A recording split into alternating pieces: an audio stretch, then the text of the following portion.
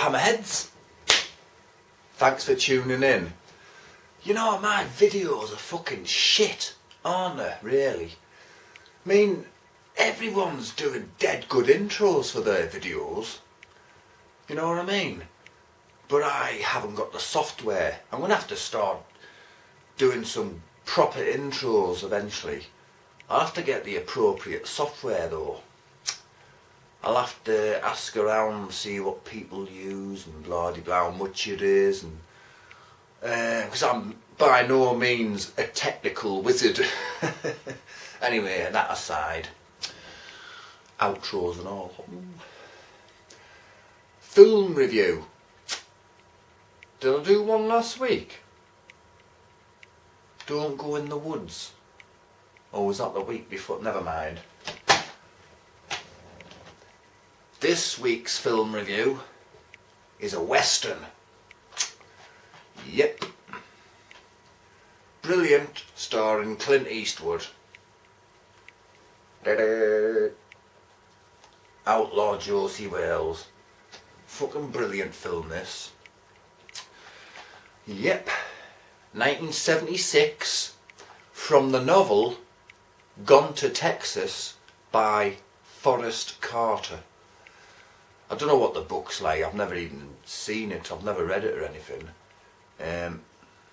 Right, I'll read the synopsis for you.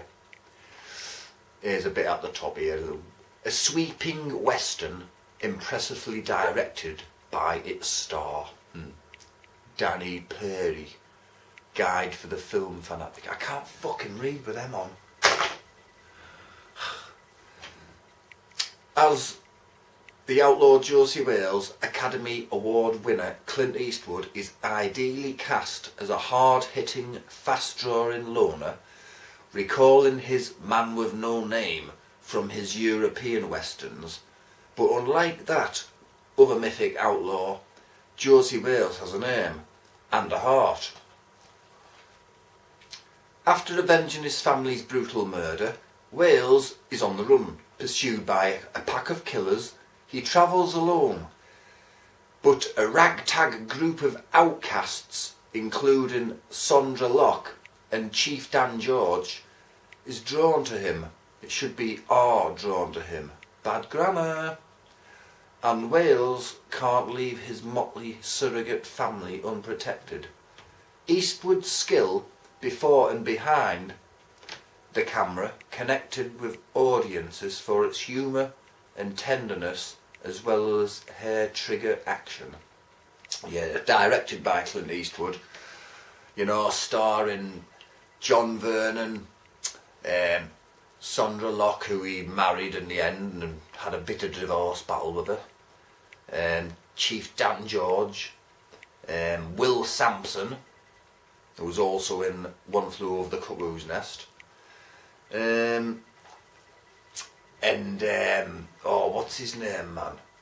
He's died last year as well. Bill McKinney. He was in Deliverance. He was the horrible man who raped him with the black teeth. Whee! Go on louder, boy. He's a baddie in this. He's always a fucking psycho and things, him, you know. He played Red Legs, didn't he? Kills him at the end with a sword, though. Yeah, not a very good synopsis on there, really. Basically, him, fucking Bill McKinney, Red Legs, led by a fucking bunch of idiots, ransack his farm and burn it down, kill his family and leave him for dead. Whacked him with a sword, and that's why he's got the scar. And he buries them and vows revenge. But the thing is, what gets me about this film, right, is just a simple farmer, humble, you know, homemaker. How come all of a sudden he's this fastest gunslinger in the West? Maybe he's in the book, it explains how better, you know what I mean? But, you know, I'm not saying that's a fault, because it's a brilliant film, this. Anyway, he kills loads of people, and, you know, because it's set in the Civil War and that, and one of them Fucking guns. Anyway, he's wanted all over the place, but he keeps foiling them every time they get close and that, and there's bounty killers after him left, right and centre, but he just kills all them, so they might as well not bother trying. I mean, some memorable lines in this. Brilliant script. I mean, what is it? One young lad who he takes under his wing, he gets shot dead later on. He's stood in the queue, cocky young lad, he's just insulting them. He's like getting recruited for the army and that, and the bloke sat down, the sergeant or whoever he is, he says, "Get in line, boy. I'll kick you so hard you'll be wearing your ass for a hat." Oh, it makes me laugh, that bit. Another great line in it, when the young lad is pretending like he's his dad now. "Oh, Dad, don't call me your pa. I'm not your pa." He says, "Come close, I'll tell you about the gold." And he kills one of them. Clint Eastwood kills the other one. So he's always got his twin pistols, hasn't he? And just as they're riding off, the young lad says, "Hey, Josie, don't you think we ought to bury them fellas?" Clint Eastwood, he's always spitting tobacco out, just spits on one of the dead man's heads. "To hell with them fellas. Buzzards gotta eat, same as worms."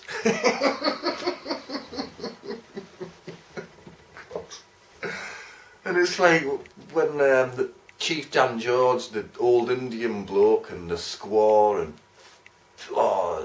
bloody the dog, and even the bloody lizard, or the horned lip, whatever it is. He says, he goes, "Well, I'm going to Mexico." So I can't remember what it is now. He goes, Can I come with you?" "Well, hell, everybody else is." And then he bumps into more people and they're just like following him everywhere. And oh, there's one bit. "Are you gonna pull those pistols or whistle Dixie?" There's another bit what Bill McKinney says later on as well. "Well, won't be a hard man to track. Leaves dead men wherever he goes." Later on, near the end, this bloke comes in the saloon. He says, "I'll be looking for Mr. Josie Wales." And Clint Eastwood goes, "That'll be me."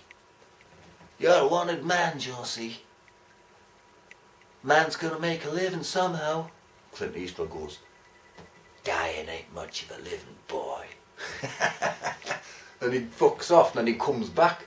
"I just had to come back." I know.